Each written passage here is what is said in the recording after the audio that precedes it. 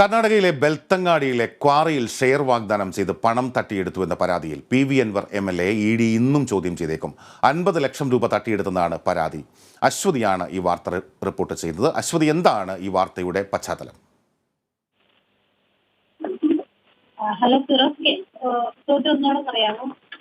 എന്താണ് പശ്ചാത്തലം? ഈ സംഭവം ഒന്ന് വിശദമാക്കാമോ? കർണാടകയിലെ ബെൽത്തങ്ങാടിയിൽ ക്വാറിയിൽ ഷെയർ വാഗ്ദാനം ചെയ്ത് പണം തട്ടിയെടുത്തു, അതാണല്ലോ PV അൻവറിനെതിരെയുള്ള പരാതി.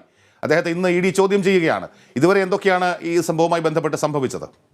ഫിറോസ്, ഇന്നലെ PV അൻവറിനെ ചോദ്യം ചെയ്യുന്നതിന് വേണ്ടിയിട്ട് PV അൻവർ ഇന്നലെ ED ഓഫീസിൽ വന്നു. പക്ഷെ മാധ്യമങ്ങളോട് ഇന്നലെ വളരെ ക്ഷുഭിതനായിട്ടാണ് അദ്ദേഹം പെരുമാറിയത്.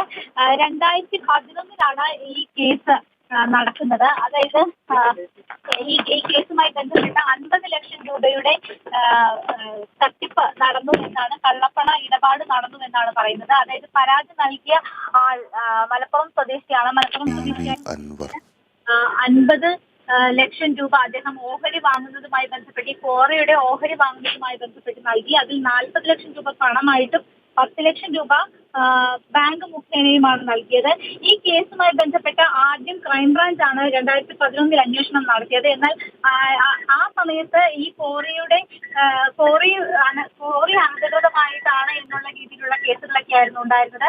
അന്ന് PV അൻവറിനെതിരായിട്ട് തെളിവുകൾ ഇല്ലാത്തതിന്റെ പശ്ചാത്തലത്തിൽ ആ കേസ് നിന്നുപോയി. പക്ഷേ ഇതിൽ ഒരു സാമ്പത്തിക ഇടപാട്, കള്ളപ്പണം വെളുപ്പിക്കൽ തുടങ്ങിയ കാര്യങ്ങൾ വന്നതോടുകൂടിയാണ്, കള്ളപ്പണ ഇടപാട് വന്നതോടുകൂടിയാണ് ED ഈ കേസിൽ ഇപ്പോൾ PV അൻവറിന്റെ മൊഴി ഇന്നലെ രേഖപ്പെടുത്തി. അതുപോലെ തന്നെ പണമിടപാട് നടത്തിയ ആളുടെയും അതുപോലെ തന്നെ ഈ കോറി ഉടമയുടെയും, യഥാർത്ഥത്തിൽ PV അൻവർ അല്ല ഈ കോറിയുടെ ഉടമ, ഇബ്രാഹിം എന്ന് പറയുന്ന വ്യക്തിയാണ്. ഇദ്ദേഹത്തിന്റെയും മൊഴി ഇന്നലെ രേഖപ്പെടുത്തിയിരുന്നു. ഈ മൊഴികളിലെല്ലാം തന്നെ വൈരുദ്ധ്യം ഉണ്ടായിരുന്നു. ആ വൈരുദ്ധ്യമുണ്ടായ സാഹചര്യത്തിൽ കുറെ കൂടി വിശദമായ മൊഴി രേഖപ്പെടുത്തലും ചോദ്യം ചെയ്യലിനും ശേഷം മാത്രമായിരിക്കും ഇനി നടപടികളുമായി മുന്നോട്ട് പോവുക. അപ്പോൾ ഇന്ന് ആ നടപടികളാണ് ഈ മൊഴിയുടെ വൈരുദ്ധ്യം സംബന്ധിച്ച കാര്യങ്ങളിൽ വ്യക്തത വരുത്തുക, ഈ വിഷയത്തിൽ കൂടുതൽ പണമിടപാടുകൾ, അതുപോലെ തന്നെ ബാങ്ക് ട്രാൻസാക്ഷൻസിൽ ഉണ്ടായിട്ടുള്ള കാര്യങ്ങളിലുള്ള വ്യക്തത, ഈ കാര്യങ്ങളൊക്കെ ആയിരിക്കും ഇന്ന് കൂടുതൽ ചോദിച്ചറിയാനുള്ള സാധ്യത. ഇന്ന് PV അൻവർ EDക്ക് മുന്നിൽ ഹാജരാകുമെന്നാണ് നമുക്ക് അറിയാൻ കഴിയുന്ന വിവരം. ഫിറോസ്, അതെ അശ്വതി, ഈ കേസ് 2010 വർഷം പഴക്കമുള്ള കേസാണ്. 2012 ആണ് ഇത്തരത്തിലൊരു തട്ടിപ്പ് നടത്തിയതായി, 50 ലക്ഷം രൂപ PV അൻവർ വാങ്ങിയതായി, തട്ടിച്ചതായുള്ള പരാതി വരുന്നത്. ഇത് പോലീസും ക്രൈംബ്രാഞ്ചും ഒക്കെ അന്വേഷിച്ച കേസുമാണല്ലോ. അവരൊക്കെ ഇതൊരു സിവിൽ കേസിന്റെ സ്വഭാവമുള്ള കേസാണ്. ഇതിൽ പ്രത്യേകിച്ചൊന്നും പോലീസിനോ ക്രൈംബ്രാഞ്ചിനോ കണ്ടെത്താൻ കഴിഞ്ഞതുമില്ല. PV അൻവർ MLA ഈ വിഷയത്തോട് ഇപ്പോൾ എൻഫോഴ്സ്മെന്റ് ഡയറക്ടറേറ്റിന്റെ ഈ ഇടപെടലിനോട് എങ്ങനെയാണ് പ്രതികരിക്കുന്നത്? ഇന്നലെ ED ഓഫീസിൽ നിന്ന് ഇറങ്ങിയപ്പോൾ, അദ്ദേഹം ചോദ്യം ചെയ്യലിന് ശേഷം ഇറങ്ങിയപ്പോൾ മാധ്യമപ്രവർത്തകർ അദ്ദേഹത്തിനോട് സംസാരിച്ചപ്പോൾ ഒക്കെ വളരെ ക്ഷുഭിതനായി. എന്തിനാണ് താങ്കളെ വിളിപ്പിച്ചത് എന്ന് മാധ്യമപ്രവർത്തകർ ചോദിച്ചപ്പോൾ ഇന്ത്യ പാകിസ്ഥാൻ ക്രിക്കറ്റ് ചർച്ചയ്ക്ക് വേണ്ടിയാണ് എന്നൊക്കെയുള്ള മറുപടിയാണ്. അത്ര ക്ഷുഭിതനായിട്ടാണ് ഇന്നലെ അദ്ദേഹം മാധ്യമങ്ങളോട് സംസാരിച്ചത്. അതിനുശേഷം അദ്ദേഹത്തിന്റെ ഭാഗത്ത് നിന്ന് പ്രതികരണങ്ങൾ വലിയ തോതിൽ ഇന്നലെ ഉണ്ടായിരുന്നില്ല. കാരണം വളരെ ക്ഷുഭിതനായിട്ടാണ് അദ്ദേഹം ഇന്നലെ ED ഓഫീസിൽ നിന്ന് ഇറങ്ങിപ്പോയത്. അത്തരത്തിലുള്ള ഒരു സ്ഥിതിവിശേഷമാണ് നിലവിലുള്ളത്. ഈ കേസുമായി ബന്ധപ്പെട്ട നമുക്കറിയാം, PV അൻവറിന് ഈ കേസിലെ കോറി വിഷയവുമായി ബന്ധപ്പെട്ട്, അതുപോലെ അനധികൃത നിർമ്മാണവുമായി ബന്ധപ്പെട്ട ഒക്കെ കേസുകൾ നിലനിന്നിരുന്ന സാഹചര്യം, വളരെ കാലങ്ങളായിട്ട് ഇത്തരം വിഷയങ്ങളുമായി ബന്ധപ്പെട്ട് അദ്ദേഹം വിജിലൻസിന്റെയും അതുപോലെ തന്നെ ക്രൈംബ്രാഞ്ചിന്റെയും ഒക്കെ അന്വേഷണം നേരിടുന്ന ഒരു ആളാണ്. അദ്ദേഹം ഇന്നലെ വളരെ ക്ഷുഭിതനായിട്ടാണ് കാണപ്പെട്ടത്. കൂടുതൽ പ്രതികരിക്കാൻ തയ്യാറായില്ല. മാധ്യമങ്ങളോട് വളരെ പൊട്ടിത്തെറിക്കുന്ന ഒരു സാഹചര്യമായിരുന്നു ഇന്നലെ ഉണ്ടായത്. അതെ അശ്വതി, എനിക്ക് തോന്നുന്നു അശ്വതി ഇപ്പോൾ ED ആസ്ഥാനത്ത് തന്നെ ഉണ്ട് എന്ന് കരുതുകയാണ്, അല്ലെങ്കിൽ ആ പരിസരത്തുണ്ട് എന്ന് കരുതുകയാണ്. കഴിഞ്ഞ ദിവസം അല്ലെങ്കിൽ ഇന്നലെ ഈ ചോദ്യം ചെയ്യലിന് ശേഷം PV അൻവർ MLAയോട് പ്രതികരണം ചോദിച്ച മാധ്യമപ്രവർത്തകരിൽ അശ്വതിയും ഉണ്ടായിരുന്നല്ലോ.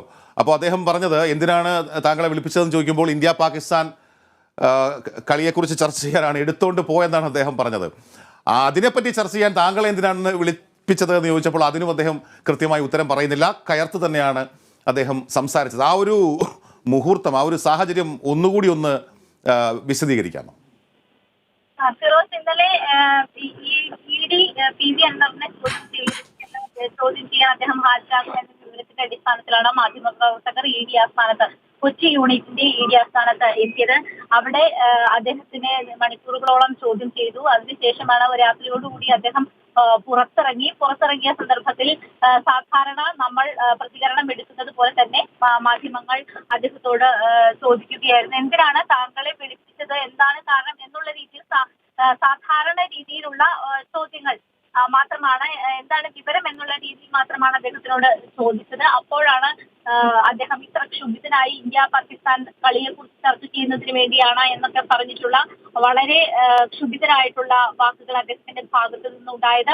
അതുപോലെ തന്നെ മറ്റു കാര്യങ്ങളോടൊന്നും അദ്ദേഹം പ്രതികരിക്കാൻ തയ്യാറായില്ല, പൊട്ടിത്തെറിക്കുന്ന കാരണം അദ്ദേഹത്തിന്റെ ബോഡി ലാംഗ്വേജും അദ്ദേഹത്തിന്റെ പ്രതികരണങ്ങളും എല്ലാം തന്നെ അദ്ദേഹം വളരെ അസ്വസ്ഥനാണ് എന്ന് നമുക്ക് മനസ്സിലാക്കാവുന്നതാണ്.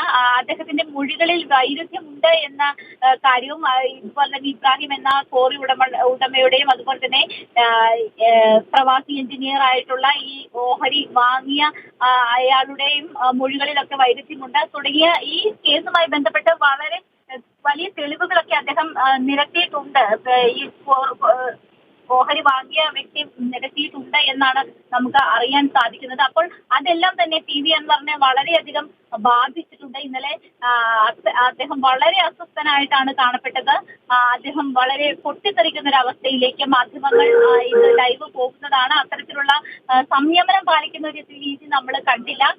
വളരെ വൈകാരികമായിട്ടാണ് അദ്ദേഹം ഇന്നലെ ഈ വിഷയത്തോട് പ്രതികരിച്ചത്.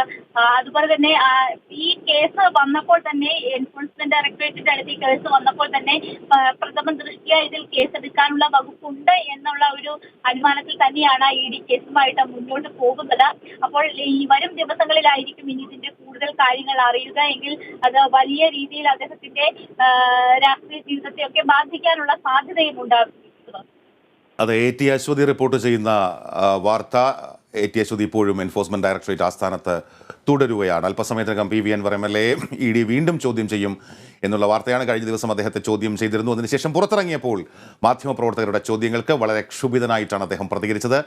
എന്തിനാണ് അങ്ങേ വിളിപ്പിച്ചതെന്ന് ചോദിക്കുമ്പോൾ ഇന്ത്യ പാകിസ്ഥാൻ ഫുട്ബോൾ കളി ചർച്ച ചെയ്യാനാണെന്നാണ് അദ്ദേഹം പറഞ്ഞത്. അതിന് എന്തിനാണ് അങ്ങേ വിളിപ്പിച്ചതെന്നും മാധ്യമപ്രവർത്തകർ ഒരു കുസൃതി ചോദ്യം എന്നതുപോലെ ചോദിച്ചു. അതിന് അദ്ദേഹം കയർത്തു എന്നാണ്, എടുത്തോണ്ട് പോ എന്ന് മറുപടി പറഞ്ഞു എന്നാണ്. ഈ വാർത്ത ശ്രദ്ധിക്കുമ്പോൾ പെട്ടെന്ന് ഓർമ്മ വരുന്നത് PV അൻവർ MLA കാണാനില്ല എന്ന് പറഞ്ഞുകൊണ്ട് ഈ തെരഞ്ഞെടുപ്പിന് മുൻപ് യൂത്ത് കോൺഗ്രസ്, നിലമ്പൂരിലെ യൂത്ത് കോൺഗ്രസ് പ്രവർത്തകർ അവിടുത്തെ ഒരു പോലീസ് സ്റ്റേഷനിൽ ഇമെയിലായി പരാതി അയച്ചിട്ടുണ്ടായിരുന്നു.